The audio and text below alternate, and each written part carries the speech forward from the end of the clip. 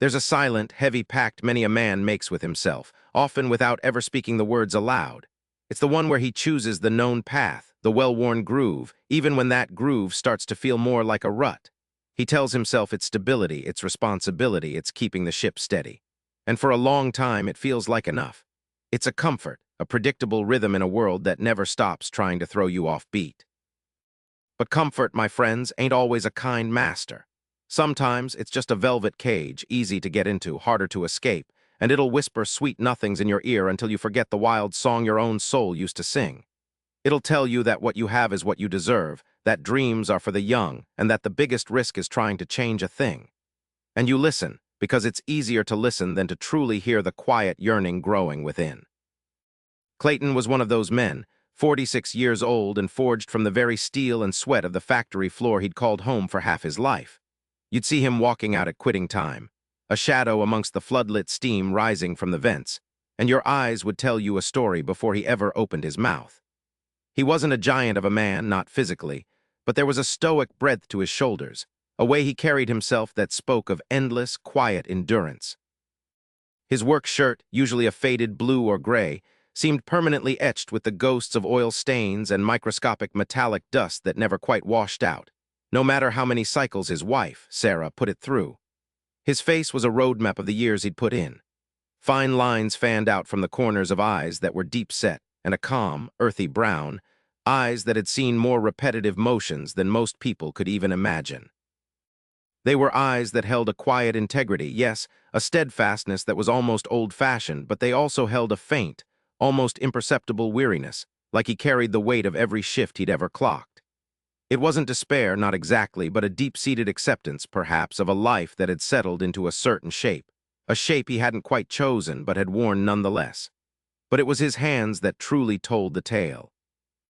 Calloused, thick-knuckled, the skin tough as leather, etched with a network of fine scars from minor scrapes and burns, the kind you collect over decades of working with heavy machinery. There was a permanent faint grime beneath his fingernails that soap and water couldn't conquer, a badge of honor in his world. These were the hands of a man who built things, who fixed things, who knew the precise weight of a wrench and the stubborn resistance of cold steel. They were honest hands, strong hands, hands that had provided for his family with unwavering dedication.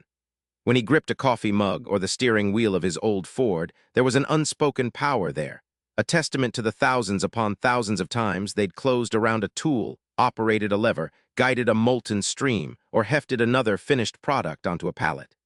He was a man of few words, Clayton. You wouldn't catch him holding court in the break room, spinning yarns or cracking jokes. He listened more than he spoke, often just nodding, a slight, almost imperceptible tilt of his head signifying his agreement or understanding. He was reliable, always the first to show up, the last to leave if a machine needed coaxing, the one you could count on to cover a shift or fix a jammed line without complaint. This reliability was his anchor, his identity. People trusted Clayton. They knew where they stood with him. He was generally agreeable, never one to stir the pot, preferring the quiet hum of cooperation to the friction of conflict. Yet beneath that placid surface there was a stubborn streak, a quiet resolve that, when truly pushed, would set his jaw firm and his eyes just a shade darker. It wasn't an aggressive stubbornness, more like the unyielding nature of bedrock, solid and difficult to move once it had settled. He had built his life on routine, on the dependable turning of the cogs, and deviation felt like a betrayal of that very foundation. There was a time, not so long ago, when many a man, like a river finding its deepest bed, settled into the familiar grooves of his days. He built his home there, raised his family there, found a certain peace in the predictable flow. He'd tell himself it was stability, a smart choice, a bird in hand worth two in the bush. And for a while it was. But sometimes, what starts as comfort can, over years, calcify into a cage. A quiet, gilded cage where the walls are made of routine and the bars are fashioned from a fear of the unknown. A place where the current, once a comfort, becomes a slow, almost imperceptible drag, pulling you not forward, but deeper into the same old mud, until the memory of open water is just a faint echo in a forgotten dream. This is a story about a man who knew that feeling, knew it deep in his bones, even if he rarely spoke its name. That man was Clayton. At 46, he carried the years like a familiar weight on his shoulders, not a burden exactly, but a constant presence. He worked at the Westbridge manufacturing plant, had for 24 years, ever since he was a fresh-faced kid straight out of high school, eager for steady pay. Now his face was a map of those decades. Lines etched around his eyes from 1,000 hours of concentration. A faint scar over his left eyebrow from a long-forgotten scrape with a faulty conveyor belt, and a perpetual shadow under his eyes that no amount of sleep seemed to fully erase. Yet, despite the weariness, there was a quiet strength in his gaze, an unwavering integrity that seemed to anchor him.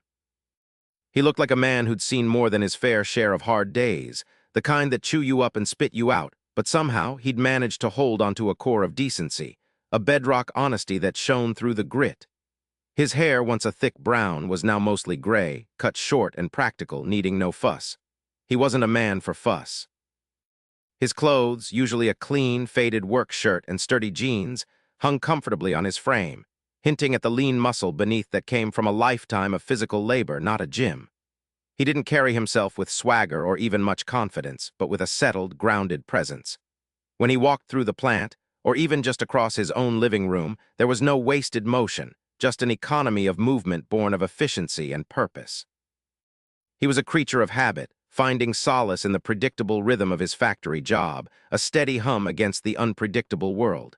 He valued stability and comfort above all else, often dismissing new opportunities as too risky or too much effort.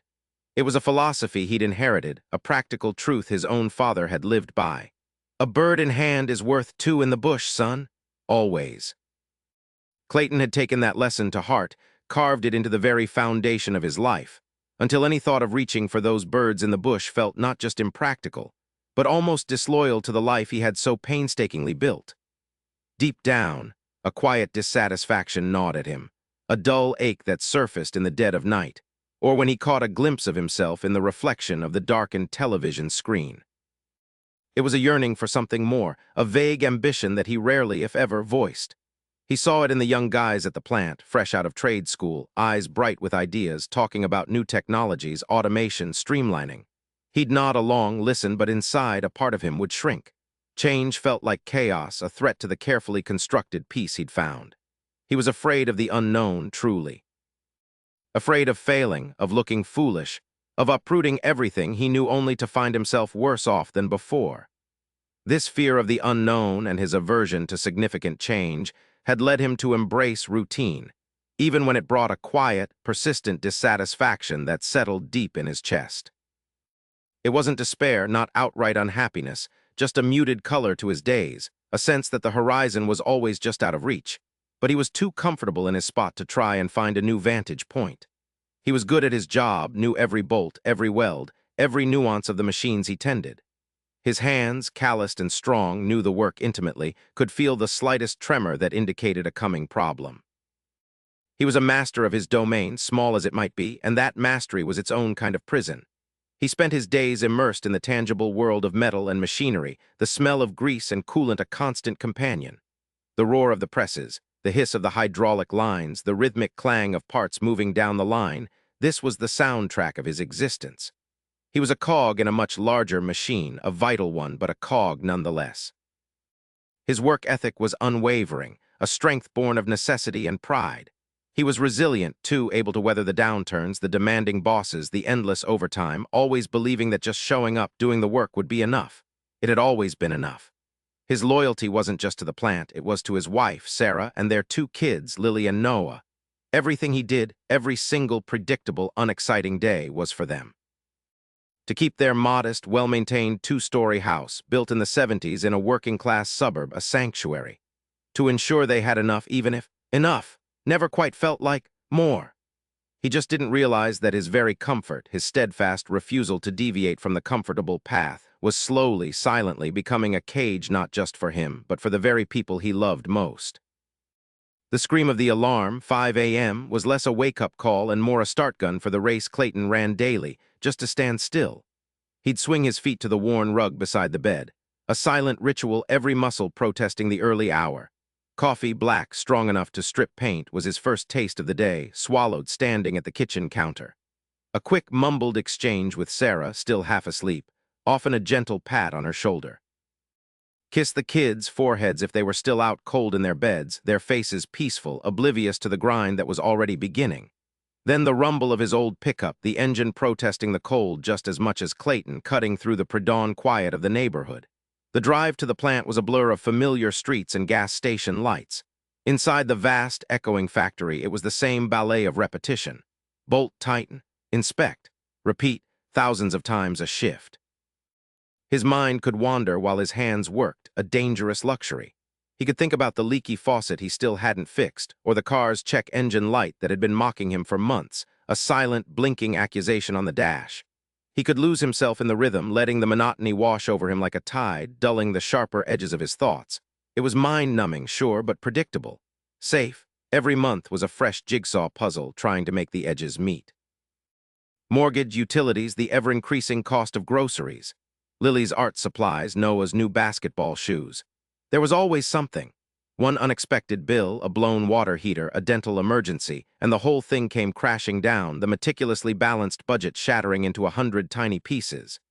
He saw the quiet worry in Sarah's eyes, the way she'd carefully check prices at the grocery store, the way she'd put things back on the shelf with a sigh he pretended not to hear. It gnawed at him that he couldn't just fix it, couldn't just make it easy for them. His paychecks, steady as they were, felt like a leaky bucket, always losing more than it could hold. Sometimes, in the quiet hum of the machinery or late at night when Sarah was asleep beside him, a different kind of sound would surface in his mind. The echo of an old dream, a flicker of a path not taken. A young Clayton, full of unvoiced ambition, wanting to build something of his own, maybe work with his hands in a more creative way, not just tending someone else's machine. Dee once thought about going back to school, learning something new, something that actually challenged him. But that Clayton had been buried under layers of responsibility, practicality, and that comfortable, predictable routine. He saw the other older guys at the plant, men who had started young just like him and never left. Their eyes held a certain dullness, a resignation. He knew that look. He saw it in the mirror sometimes, a ghost of what he feared he was becoming. It was a slow rot, this comfort, eating away at the edges of who he could be. A deep-seated fear of stagnation, a yearning for something more for his family, a quiet ambition he rarely voiced. They all simmered beneath the surface of his agreeable exterior. He'd push them down, telling himself it was foolish, selfish, that stability was what mattered. A bird in hand. But the quiet dissatisfaction, the growing gap between the man he was and the man he once imagined, felt heavier with each passing year. He was trapped not by chains, but by the velvet ropes of his own predictable, comfortable life. The velvet ropes, those invisible tethers of comfort, tightened with a slow, agonizing squeeze on a Tuesday evening. The kitchen was usually the warmest room in their modest house, filled with the comforting clatter of Sarah making dinner and Noah's excited chatter about school. But tonight, a different kind of quiet settled, a heavy one. Lily, his 16-year-old, sat hunched over the kitchen table, her sketchbook abandoned beside a glossy community college brochure. Her usual vibrant energy, the spark in her eyes when she spoke of art, was muted. Her brow was furrowed, not in concentration, but in a way that spoke of a battle already lost. Clayton, usually content to observe from his spot at the table, felt a knot tighten in his stomach. He'd seen that look before, not on Lily, but in the dull resignation he sometimes caught in his own reflection, or in the eyes of older men at the factory, men who'd surrendered to the predictable march of days. Sarah, wiping, her hands on a dish towel, noticed the quiet. "Everything all right, sweetie?" Lily shrugged, a defeated slump of her shoulders. Her gaze flickered from the glossy community college brochure to her abandoned sketchbook. "It's just this art program. It's exactly what I want, but it's so much. And then what? A fine arts degree? Dad, Mom, I need to be practical. I should probably just go for something general like business." Her voice, usually so full of vibrant life, was flat, edged with a premature weariness Clayton recognized with a cold dread. He'd seen that look before, not on Lily, but in the dull resignation he sometimes caught in his own reflection. Practical in their world often meant settling. Lily continued, "I mean, it's not like we have extra money laying around for tuition that doesn't guarantee a job right away. I don't want to be a burden." The words hung in the air, heavier than any silence. Burden? Clayton felt a physical blow. His comfort, his carefully constructed stability had just revealed its true face, a ceiling pressing down on his daughter's dreams. The bird in hand felt less like a wise choice and more like a clipped wing holding them all tethered. He'd always believed he was providing security. Now he saw it was quicksand, slowly pulling them all down.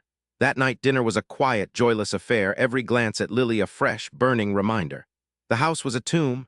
3 a.m. Clayton was wide awake, the streetlights outside casting long, thin shadows across their bedroom wall. Sarah's gentle breathing, Noah's faint snores, familiar comforts that now felt suffocating. He slipped out of bed, careful not to wake Sarah. Old floorboards creaked under his weight. He found himself in the kitchen, the same table where Lily had sat just hours ago. He ran his hand over the cold formica, poured himself a glass of water, the clink of ice unnaturally loud in the profound quiet. He leaned against the counter, staring out at the absolute blackness of their backyard. What had he done? More accurately, what had he not done? For years, he'd told himself he was doing the right thing, staying put, providing. But providing what? Just enough to keep the lights on.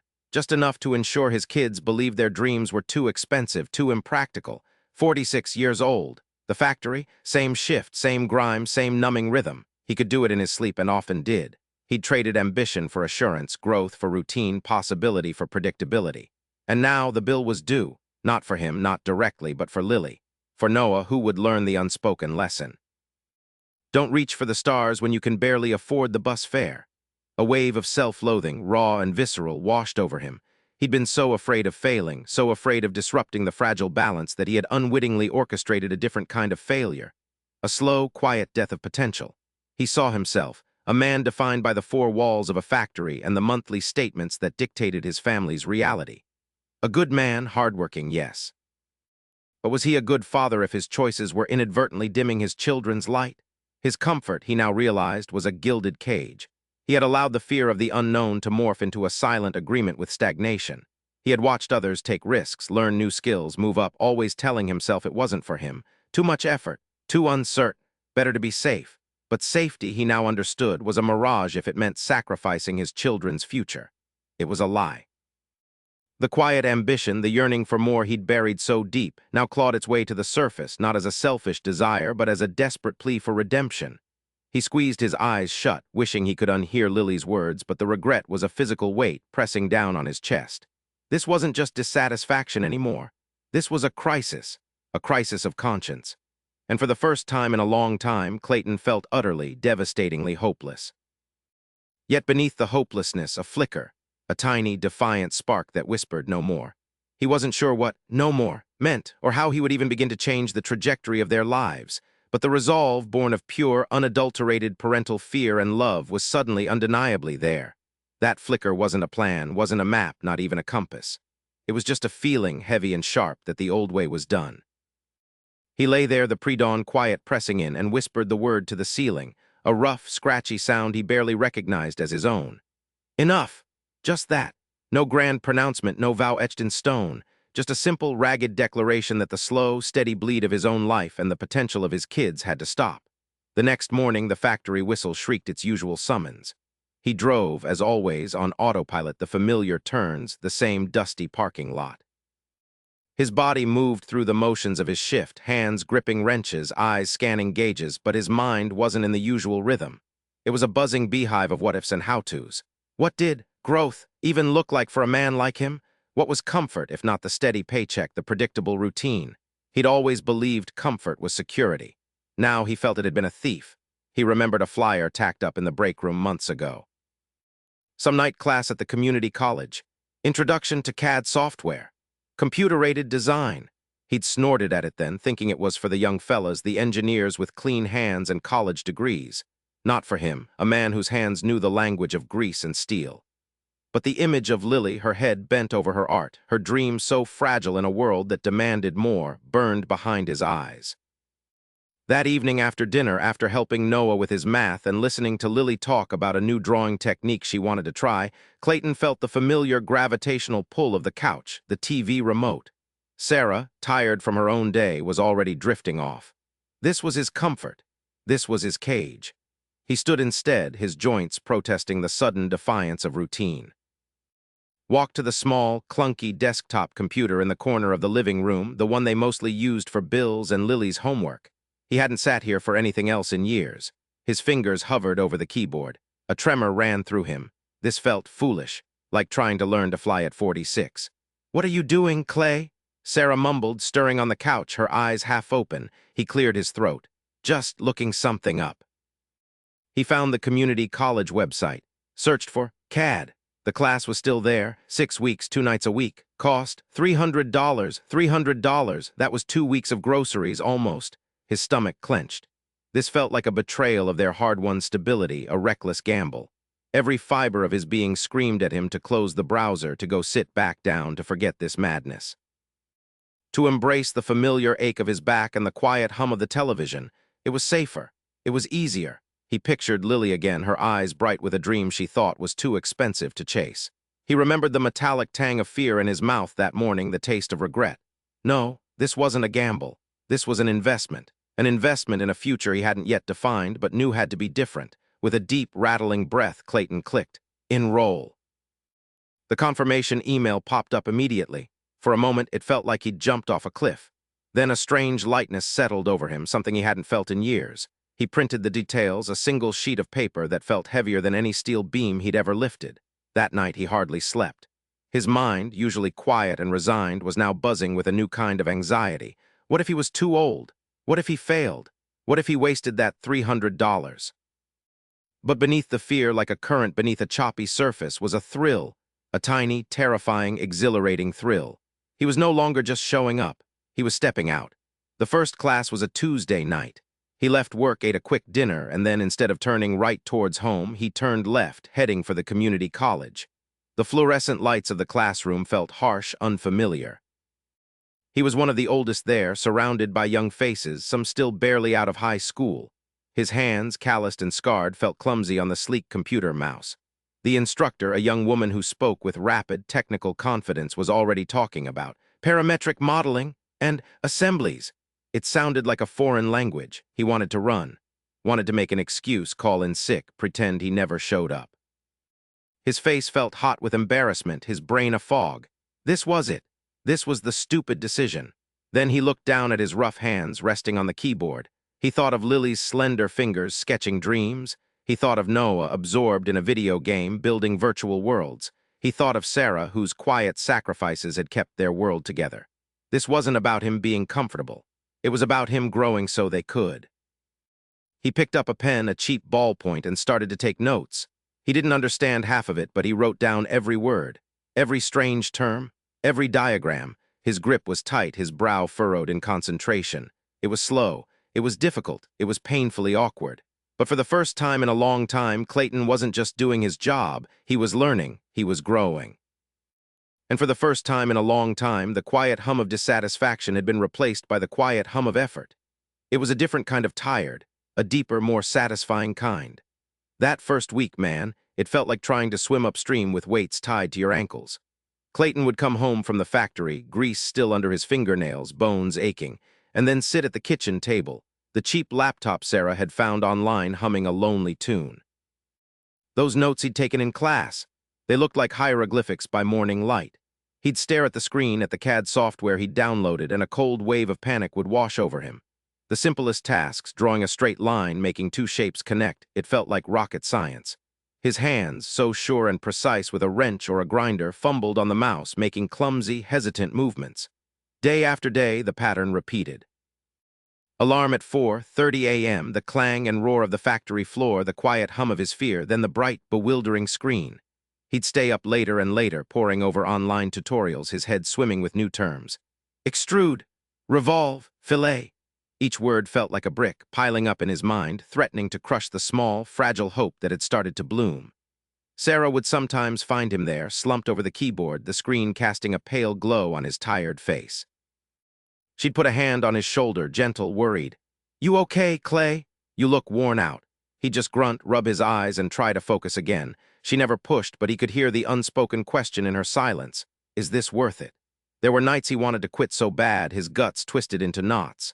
He'd think about the comfort of just going to bed, sleeping through the night, not having this new, self-inflicted burden hanging over him. He'd lie there listening to the quiet breathing of his family, and the factory floor would call to him, a siren song of the familiar. Just go back to what you know, Clayton. It's enough. You're good at it. Don't make a fool of yourself. He'd picture the worn-out lunchroom, the same faces, the same jokes, the same quiet, grinding certainty of knowing exactly what tomorrow held. It was easy, it was safe, and for a moment the pull was almost irresistible. Then he'd remember Lily's face, that quiet defeat in her eyes when she'd talked about her art school dreams, the way she'd shrunk into herself. He'd remember Noah wanting a new bike, wanting to go to that science camp. He'd remember the way Sarah pinched pennies, never complaining, just making do. His own comfort. That was the enemy. That was what had held him back. This wasn't about being comfortable anymore. It was about tearing down the walls he'd unwittingly built around their potential. A night, maybe 2 weeks in, he hit a wall. He'd spent hours trying to make a simple gear design following the instructor's steps, but the program kept throwing up errors. Red text, angry warnings. He slammed his fist on the table, not hard enough to break anything, but hard enough to shake the cheap plastic mouse. "Stupid," he muttered, the word stinging. "Just plain stupid." He leaned back, his chair creaking, and stared at the ceiling. He felt thick-headed, too old, too slow. All those young kids in class, they just got it. It was like a second language to them. For him, it was like learning to speak with a mouthful of marbles. He was ready to throw in the towel, to pack up the laptop and go back to just being the reliable guy on the factory floor, the one who never rocked the boat. But as he sat there, defeated, his gaze drifted to a crayon drawing taped to the fridge, a wobbly house with a smiling sun, done years ago by Lily. And next to it, a photo of Noah beaming, holding up a science project. A small, almost imperceptible warmth spread through his chest. He wasn't doing this for himself alone. He was doing it for them. His stubborn streak, that quiet integrity that had seen him through countless tough shifts, rose up. "You don't quit, Clayton. Not when it matters." He pushed the laptop closer again, took a deep breath that tasted of old coffee and frustration. He closed his eyes, counted to 3, and opened them again. He didn't understand the error message, but he would. He had to. He wasn't going to be the reason their world stayed small. Not anymore. He started clicking again, methodically, trying different commands, slowly, painstakingly, one more step. The battle wasn't won, not by a long shot, but he wasn't retreating either. He was still in the fight. A few more nights like that came and went. The laptop screen glowed blue in the quiet house, a stubborn beacon. Clayton didn't suddenly become a whiz kid. He still stumbled, still cursed under his breath at incomprehensible commands, still felt the thick weight of his own slowness. But something subtle, almost imperceptible, began to change. Around week 3, he found himself explaining a basic software function to an older guy in his class who looked even more lost than Clayton had felt on day 1. As he demonstrated the steps, patiently, slowly, the concept solidified in his own mind. He wasn't just fumbling for answers anymore. He was starting to build a mental map. It was like he'd been trying to walk through a dark room, and now, finally, a few small lights flickered on, showing him outlines of furniture, pathways. The frustration was still there, a dull ache, but now it was mixed with fleeting moments of genuine breakthrough, a eureka that he mostly kept to himself, a small, triumphant nod when a line of code finally compiled without an error. Sarah noticed it first. He was still tired when he came home, but it was a different kind of tired. Not the bone-deep, spirit-sapping exhaustion of the production line, but a weariness that had a faint hum of satisfaction beneath it. He wasn't just staring blankly at the TV in the evenings. Sometimes she'd hear him mumbling to himself from the spare room, or she'd catch a faint glow of light from under the door well past midnight.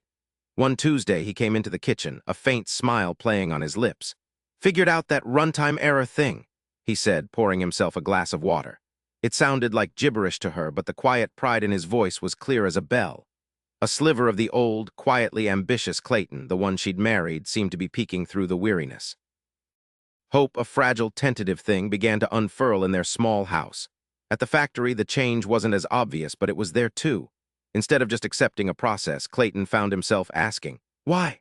He wasn't challenging authority, not really, but his mind, now trained to dissect problems and seek solutions on a screen, started applying the same logic to the whirring machinery around him. He'd catch a small inefficiency here, a potential bottleneck there. He didn't always speak up, but he was observing, connecting dots. His eyes, once resigned, held a new glint of analytical curiosity. He wasn't just a cog in the machine. He was starting to see the whole engine. Weeks turned into a couple of months. Clayton still clocked in at the factory every morning, still smelled of metal and oil by the end of his shift.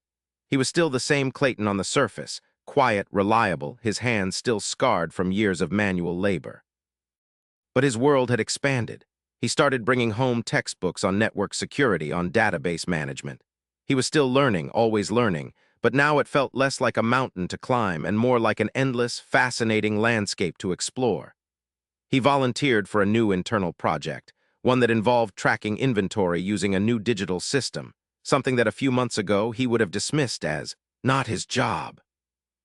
Approached it with a quiet intensity, picking up the new software quicker than anyone expected. The younger supervisor, a man named Mark, who usually saw Clayton as just another veteran on the line, started watching him differently. One afternoon, Mark stopped by Clayton's station. "Heard you cracked that inventory software problem faster than the IT guys did, Clayton," he said, a hint of surprise in his voice. "We had it stumped for a week." Clayton just gave a shrug. "Just applied some of what I've been learning," he mumbled, a faint blush on his weathered cheeks. But the seed was planted. A week later, a new position was posted, a sort of hybrid role, production data analyst. It required understanding the factory floor and the digital systems. It was a role Clayton wouldn't have even looked at 6 months ago, not in a million years. Now he didn't just look at it, he saw himself in it. He applied.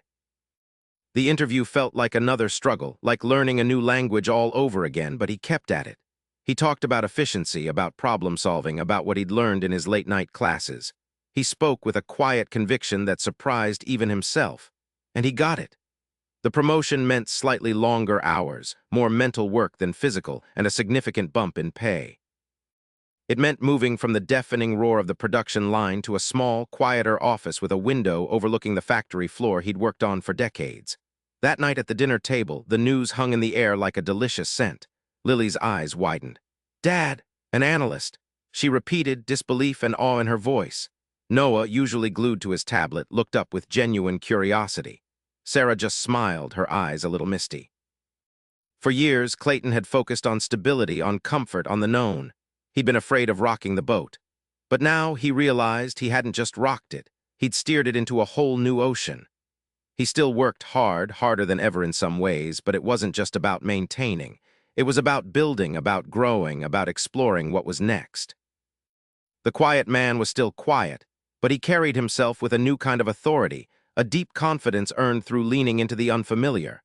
The new role was a tightrope walk in unfamiliar territory.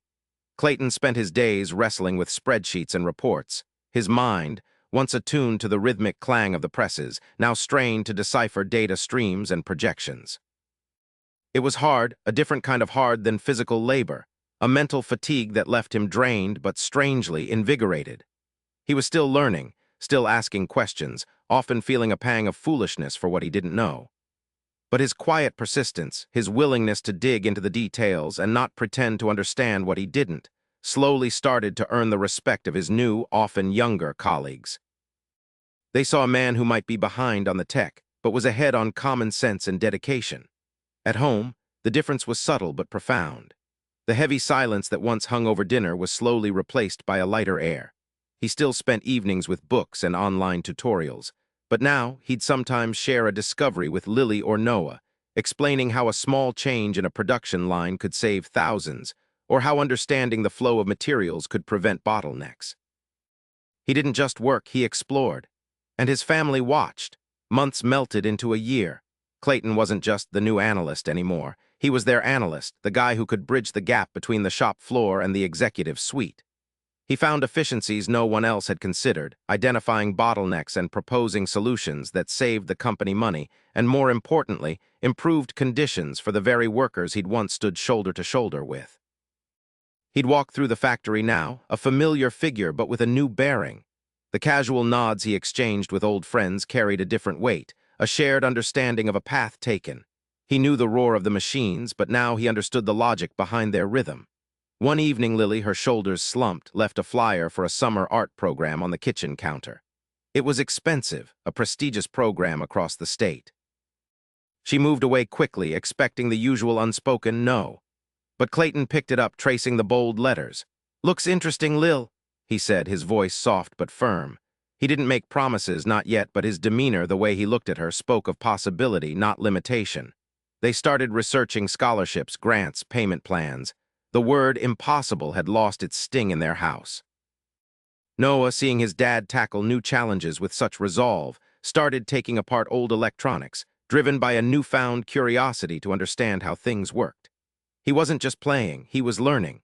Clayton still lived in the same modest house, still drove the same reliable truck, but the walls of his world had stretched wide. His conversations at the dinner table were no longer just about the grind of the day, but about ideas, solutions, and the endless future. The bills were still there, the responsibilities unwavering, but the weight of them felt different now, less crushing, more like fuel for a quiet ambition that had finally found its voice. He even found himself chatting with a younger factory hand one afternoon, a kid thinking about going back to school but hesitant. Clayton didn't preach. He just shared his own journey, the fear he'd felt, and the profound, unexpected satisfaction he'd found on the other side. He sat on his porch swing late one Saturday, the evening air cool on his face, Sarah beside him. He stared out at the quiet street, a lifetime of comfort and discomfort passing through his mind. "You know," he mused, his voice a low rumble, "for years I just showed up, clocked in, did my job. It was easy, comfortable. Didn't have to think too much, just follow the motions, and I told myself that was enough." He paused, a faint, rueful smile playing on his lips. "But comfort ain't always what's best, I learned. Sometimes you gotta lean into the hard stuff, the new stuff, even if it feels like you're starting over, feels like you're gonna fall flat on your face." He shook his head slightly. "That's where you actually grow, that's where you find out what you're really made of, and it ain't always pretty. There were nights I wanted to quit, just go back to what I knew, back to the predictable hum of the machines." He took a slow breath. "But I kept at it, and turned out that scary path, the one I spent years avoiding, that was the one that opened up everything, not just for me, but for my whole family, gave us possibilities I never even imagined. And so it was with Clayton. The quiet man who once sought comfort above all else found his greatest strength not in holding on to the familiar, but in daring to let